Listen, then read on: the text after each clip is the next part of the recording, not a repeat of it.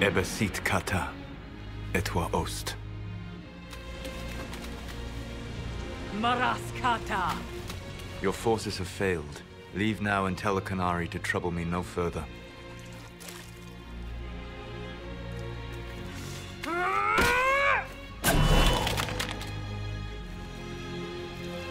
Solus.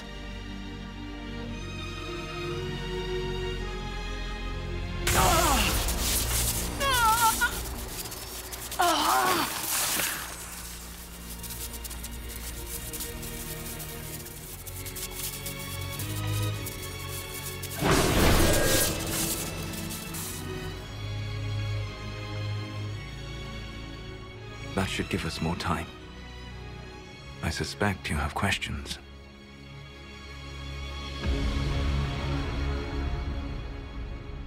How were you able to control the anchor? In the same way as when I stopped it from killing you at Haven. Although I am stronger now. The mark you bear was bestowed upon you by the orb of Fen'Harel. My orb. You're Fen'Harel. I was Solus first. Fen'Harel came later. An insult I took as a badge of pride. The Dread Wolf inspired hope in my friends, and fear in my enemies. Not unlike Inquisitor, I suppose.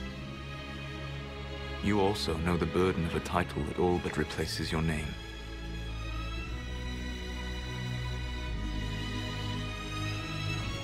Are you a fragment of what Fen'Harel once was? Like Mythal? No. This is all I have ever been. And the legends? I sought to set my people free from slavery to would-be gods. I broke the chains of all who wished to join me. The false gods called me Fen'Harel, and when they finally went too far, I formed the Veil and banished them forever. Thus I freed the Elven people, and in so doing, destroyed their world.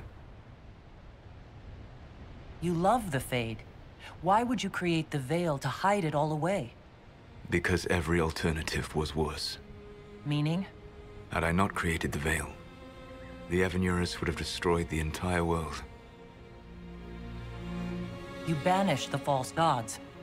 You didn't kill them. You met Mythal, did you not? The first of my people do not die so easily. The Evanurus are banished forever, paying the ultimate price for their misdeeds. You said that the elven gods went too far. What did they do that made you move against them? They killed Mythal. A crime for which an eternity of torment is the only fitting punishment. I thought Mythal was one of the Evanurus. She was the best of them. She cared for her people. She protected them. She was a voice of reason. And in their lust for power, they killed her. How did creating the Veil destroy the world? You saw the remains of Via Dethara. The library was intrinsically tied to the Fade, and the Veil destroyed it. There were countless other marvels, all dependent on the presence of the Fade, all destroyed. The elven legends of immortality, all true. It was not the arrival of humans that caused them to begin aging. It was me. The Veil took everything from the elves, even themselves. The Evanurus were elven mages? How did they come to be remembered as gods? Slowly. It started with a war. War breeds fear. Fear breeds a desire for simplicity. Good and evil, right and wrong, chains of command. After the war ended, generals became respected elders, then kings, finally gods. The Evanurus. That's the past. What about the future? I lay in dark and dreaming sleep while countless wars and ages passed. I woke still weak a year before I joined you. My people fell for what I did to strike the Evanurus down. But still, some hope remains for restoration. I will save the Elven people, even if it means this world must die.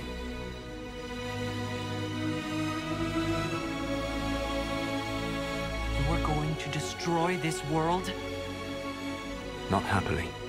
I'll have to stop you. I know you will try. It is my fight.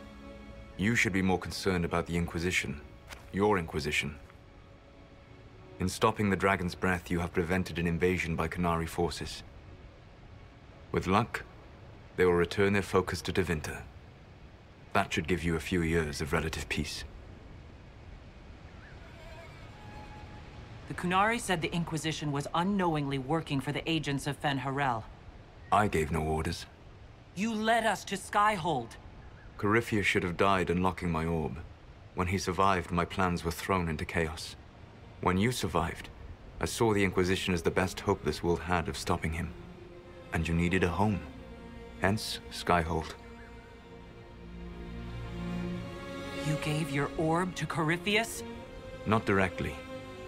My agents allowed the Venatori to locate it. The orb had built up magical energy while I lay unconscious for millennia. I was not powerful enough to open it. The plan was for Corypheus to unlock it, and for the resulting explosion to kill him. Then I would claim the orb. I did not foresee a Tevinter Magister having learned the secret of effective immortality. What would have happened if Corypheus had died, and you'd recovered the orb? I would have entered the Fade using the mark you now bear. Then I would have torn down the veil. As this world burned in the raw chaos, I would have restored the world of my time. The world of the elves. If you destroyed the veil, wouldn't the false gods be freed? I had plans. You'd murder countless people. Wouldn't you to save your own? You must understand. I awoke in a world where the veil had blocked most people's conscious connection to the Fade. It was like walking through a world of tranquil. We aren't even people to you. Not at first. You showed me that I was wrong. Again. That does not make what must come next any easier. You never cared about us. We were the means to an end. You were people, and you deserved better. Like all the rest I've used in one hopeless battle after another. What's wrong with the Inquisition? You created a powerful organization. And now it suffers the inevitable fate of such. Betrayal and corruption. It's not that simple. Do you know how I discovered the Qunari plot? The plot I disrupted by leading them to your doorstep.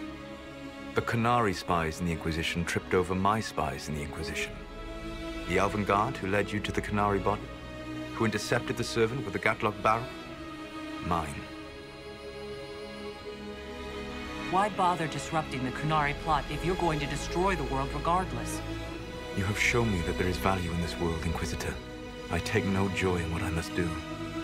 Until that day comes, I would see those recovering from the breach free of the Qun. Why? Because I am not a monster. If they must die, I would rather they die in comfort. In any event, it is done. So you let us do your dirty work. The mistake was yours to fix, Inquisitor. You control the Illuvians now? Yes. You remember Briala from Halam Shiral? For a time, she controlled part of the labyrinth. One of my agents was supposed to take it from her, but he did not succeed. I had to override the magic personally. The Qunari stumbled upon this section independently. With them gone, the Illuvians are now mine. There's still the matter of the anchor. It's getting worse. Yes, I'm sorry. And we are almost out of time.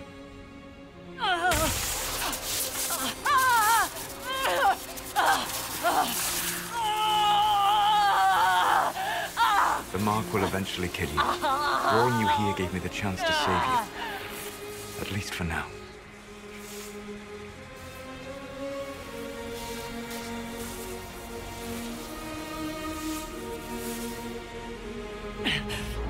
If I live, I'm coming to stop you. I know. Take my hand. I'm sorry. Live well, while time remains.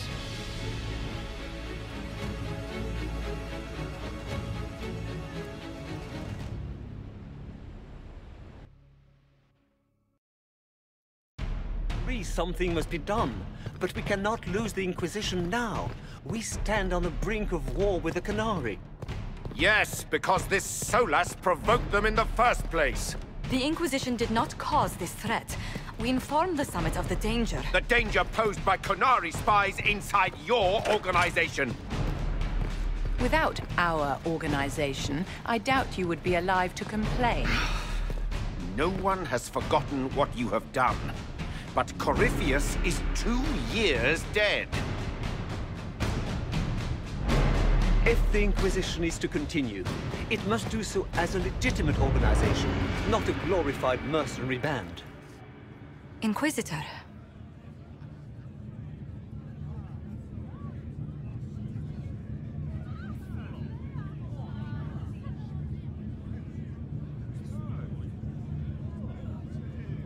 You all know what this is. A writ from Divine Justinia authorizing the formation of the Inquisition. We pledge to close the breach, find those responsible, and restore order, with or without anyone's approval. It wasn't a formally authorized treaty that saved Ferelden's people. It wasn't careful diplomacy that ended your inane civil war. It was never about the organization. It was about people doing what was necessary. Now, if you'll excuse me, I have a world to save. Again. Effective immediately, the Inquisition is disbanded.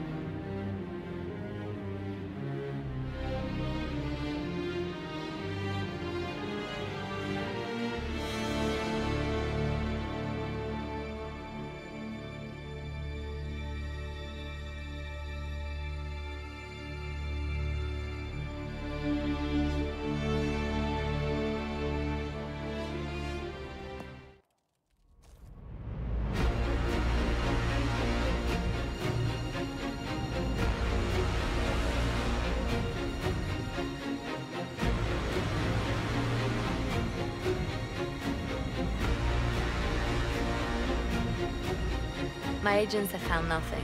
With the Illuvians, he could be anywhere. With the Inquisition officially disbanded, we have no army, no formal alliances. We have what we truly need. We will need to be careful. Solus knows everything about us. Who we are, how we work, our strengths and weaknesses. Then we find people he doesn't know. We will stop Solus by any means necessary.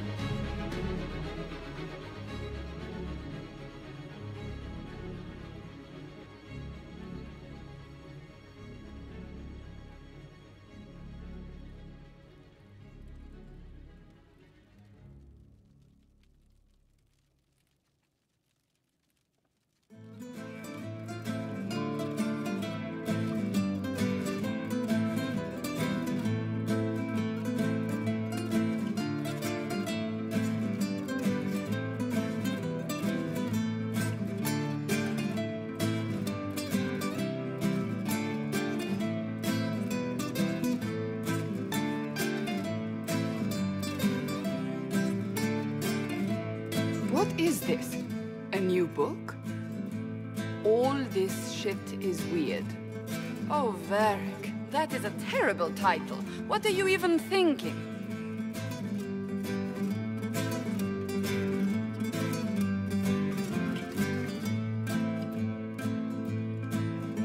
The sky churned like a rolling sea on a dark and stormy night, centered on a gaping hole that led to the arse end of nowhere. A hole that spit up many things that day, comets, demons, and a whole lot of trouble. It's about the Inquisition.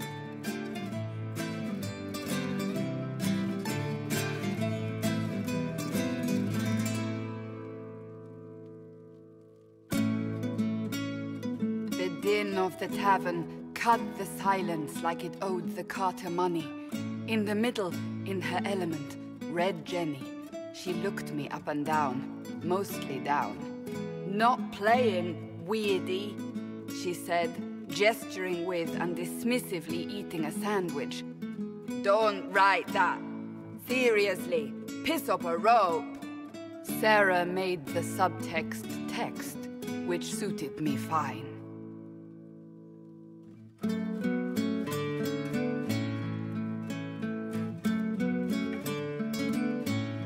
The court enchanter swirled into the room like a drop of beautiful poison spreading in a wineglass. She sized me up with a glance. I'm so glad you made it, my dear, she said. I am Madame de Fair, the most terrifying person you shall ever meet.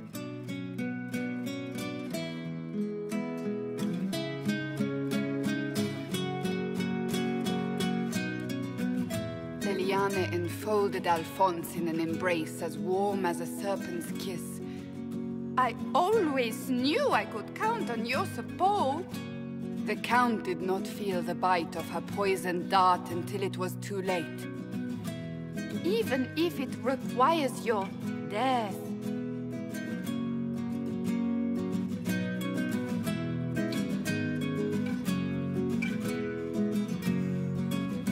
Drops of rain glistened on the griffin medallion grasped tightly in Blackwall's hand. The silverite wings of valor, they mean nothing. He flung the medal to the cold and uncaring ground. You don't know what I've done. You don't know me. So romantic.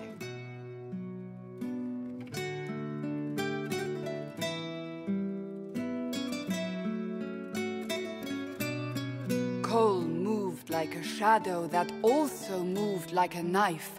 A shadow wearing a hat where dreams came to die. It's a riddle, he whispered. A cold riddle that gnaws at your mind, but you'll feel better when it's gone. That makes as much sense as anything Cole says.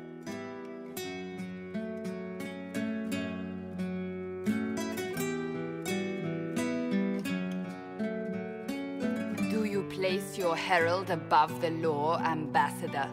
Whose law, my lady? Josephine's eyes glittered like angry opals. The law destroyed by rebellion, by civil war, by poor fiscal management. We are the law.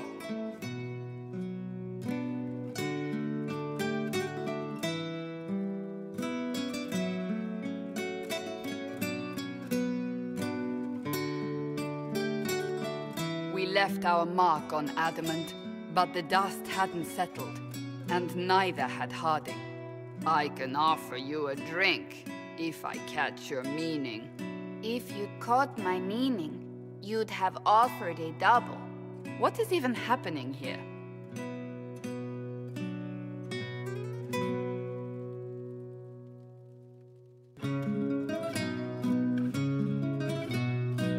Iron Bull was a great slab of muscle with horns that could hang a tapestry. One eye scanned for threats, while the other hid behind an eye patch like a chantry sister's old sins. Come on, he barked, not looking back as he entered. The dancer with the great rack comes on in 5. That is spot on, actually.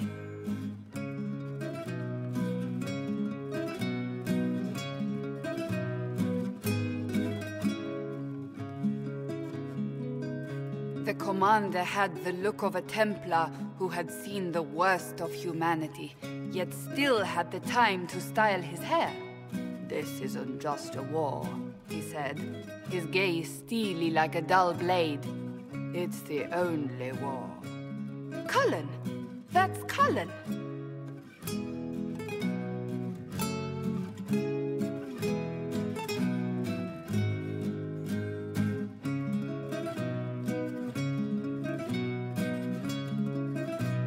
The mage wore a class of handsome sneer cultivated by 1,000 years of Tevinter elitism.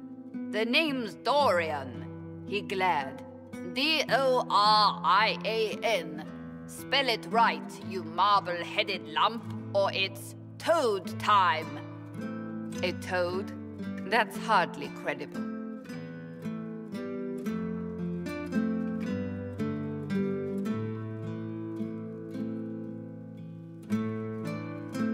The bold elf spun, mage staff crackling like the city after a good man's murder.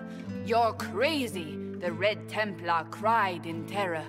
Moonlight glinted off ears like the knives you never see coming. Better to fade out than burn away. Ugh, Varric.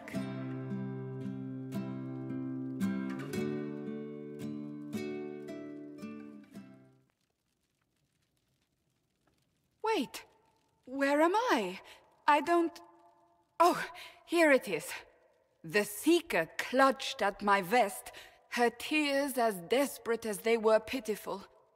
Varric, I was wrong about everything, she sobbed. Could you find it in your noble heart to forgive me? That dwarf, he put me in the book! I'm in the book! I am reading the shit out of this!